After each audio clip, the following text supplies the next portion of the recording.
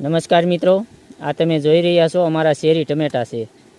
ટૂંકમાં આનું વાવેતર અમે ચોમાસું શિયાળું વાવેતર કરેલું હતું, તો પણ હજી હાલ ધોમ ધરતા તડકામાં અમારા શેરી ટમેટા પ્રાકૃતિક રીતે થઈ રહ્યા છે. તો જે મિત્રોને દેશી શાકભાજીના બિયારણ જોઈએ તે જરૂરથી અમારો કોન્ટેક કરજો. અમારો કોન્ટેક નંબર છે 9724482125.